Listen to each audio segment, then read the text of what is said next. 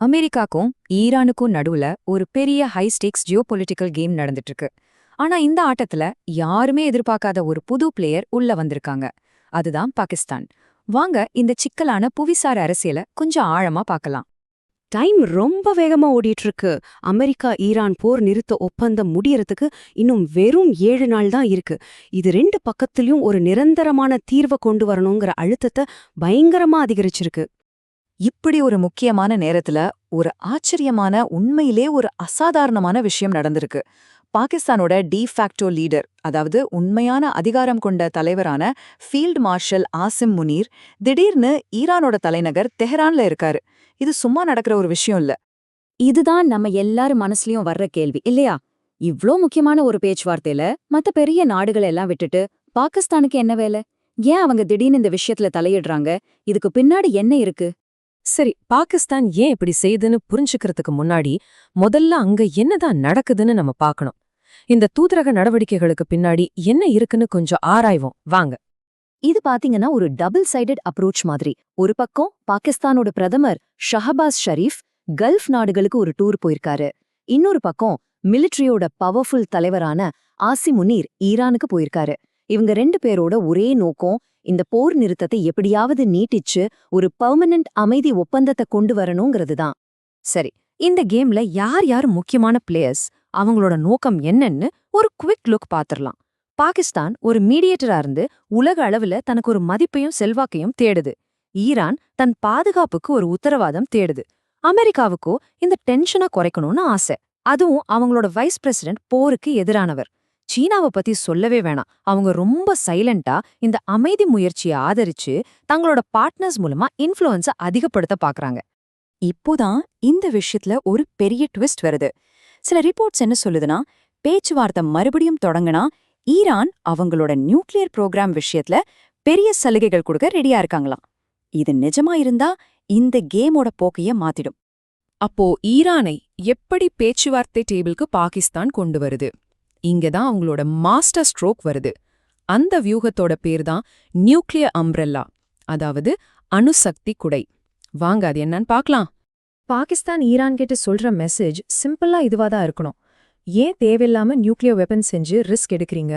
கவலைப்படாதீங்க, உங்க பாதுகாப்புக்கு நாங்க இருக்கோம். பாருங்க, இது எவ்வளோ பவர்ஃபுல்லான ஒரு பாதுகாப்பு உத்தரவாதம். அப்போ இந்த அணு சக்தி குடை இல்லனா நியூக்ளியர் அம்ப்ரெல்லானா என்ன? ரொம்ப சிம்பிள். அணு ஆயுதம் வச்சிருக்கிற ஒரு நாடு அணு ஆயுதம் இல்லாத இன்னொரு நாட்டுக்கு குடுக்கிற ஒரு செக்யூரிட்டி கேரண்டி. அதாவது, உன்னை யாராவது நியூக்ளியர் வெப்பனால தாக்கினா அவங்கள நாங்க பதிலுக்கு தாக்குவோன்னு சொல்றதுதான் இந்த டீல். இந்த கூட டீல் எப்படி வேலை செய்யும்னு ஸ்டெப் பை ஸ்டெப்பா பார்க்கலாம். 1, ஈரான் அவங்களோட அணு ஆயுத ஆசைய கைவிட்டுடணும். 2, பாகிஸ்தான் ஈரானுக்கு ஒரு முறையான பாதுகாப்பு உத்தரவாதம் கொடுக்கும். இதனால என்ன ஆகும்? ஈரானுக்கு நியூக்ளியர் வெப்பன்ஸ் இல்லாமலேயே பாதுகாப்பு கிடைச்சிடும். மத்த நாடுகளுக்கும் அந்த பகுதியில ஒரு ஸ்திரத்தன்மை உருவாகும். இது ஒரு கிளாசிக் வின்-வின் சிச்சுவேஷன் எல்லாருக்கும். இன்னொரு முக்கியமான விஷயம் என்னன்னா, இந்த மாதிரி ஒரு ஸ்ட்ராட்டஜி பாகிஸ்தானுக்கு ஒன்றும் புதுசு கிடையாது. இதுக்கு முன்னாடியே சவுதி அரேபியா, துருக்கி மாதிரியான நாடுகளுக்கும் பாகிஸ்தான் இதே மாதிரி ஒரு நியூக்ளியர் அம்ப்ரெல்லா கொடுத்திருக்கு. சோ இது ஒரு நம்பகமான வியூகம் தான் தெரியுது. இது வெறும் 2 நாடுகளுக்கு நடுவுல நடக்கிற ஒரு அமைதி ஒப்பந்தம் மட்டும் இல்ல. இது ஒரு புது புவிசார் அரசியல் ஆட்டத்தோட தொடக்கம். இதோட பெரிய அர்த்தம் என்னன்னு இப்ப நாம பார்க்கலாம். இங்க 2 சூப்பர் பவர்ஸோட ஸ்டைல நம்ம ஒப்பிட்டு பார்க்கலாம். அமெரிக்கா, அவங்களோட ஸ்டைல் லவுட் அண்ட் ப்ரவுட், எதையும் நேரடியா வெளிப்படையா செய்வாங்க. ஆனா சீனா அப்படி இல்ல. அவங்க ஒரு சைலண்ட் பிளானர், ரொம்ப நுட்பமா மறைமுகமா காய்களை நகர்த்துவாங்க. பாகிஸ்தான் மூலமா ஈரான் கூட நடக்கிற இந்த பேச்சுவார்த்தையில சீனாவின் இந்த அமைதியான ஆட்டத்தை நம்ம நல்லாவே பார்க்க முடியுது. உங்களுக்கு தெரியும், பாகிஸ்தான் இப்போ சீனாவோட ரொம்ப க்ளோஸ் பார்ட்னர். பொருளாதாரம், பாதுகாப்புன்னு எல்லாத்துலயும் அவங்க ரொம்ப நெருக்கமா இருக்காங்க. அதனால பாகிஸ்தானோட ஒவ்வொரு மூவும் பெய்ஜிங்கால கவனிக்கப்படுது, ஒருவேளை வழிநடத்தவும் படலாம். நாம இப்போ ஒரு முக்கியமான காலகட்டத்துல இருக்கோம். முன்னாடி மாதிரி ஒரே ஒரு சூப்பர் பவர் உலகத்தை ஆதிக்கம் செலுத்துற காலம் போய் இப்போ பல அதிகார மையங்கள் கொண்ட ஒரு உலகத்துக்குள்ள வந்திருக்கோம். ஒரு பக்கம் அமெரிக்கா, இன்னொரு பக்கம் சீனான்னு அதிகாரத்துக்கான மையங்கள் பல உருவாகிட்டே இருக்கு. இதுதான் நியூ வேர்ல்ட் ஆர்டர். சரி, எல்லாத்தையும் பார்த்தாச்சு. கடைசியா இந்த அமைதி ஒப்பந்தம் ஏன் இவ்ளோ முக்கியம்? இதனால என்னென்ன நன்மைகள் கிடைக்கும்? இந்த சார்ட் பாருங்க ஒரு முக்கியமான உண்மையை ரொம்ப தெளிவா சொல்லுது. ஏற்கனவே அதிகாரத்துல இருக்கிற நாடுகளுக்கு புதுசா வர்ற போட்டியாளர்களை தடுக்கிற மாதிரியான சின்ன சின்ன மோதல்களால கூட நன்மை இருக்கலாம். ஆனா நம்மள மாதிரி வளர்ந்து வர நாடுகளுக்கு வளர்ச்சிக்கு அமைதிங்கிறது ரொம்ப ரொம்ப அவசியம்.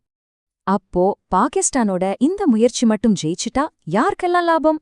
லிஸ்ட் பெருசு. ஈரானுக்கு பாதுகாப்பு கிடைக்கும், பொருளாதார பிரச்சனைகள் தீரும். கல்ஃப் நாடுகளுக்கு ஒரு நிம்மதியான சூழல் கிடைக்கும்.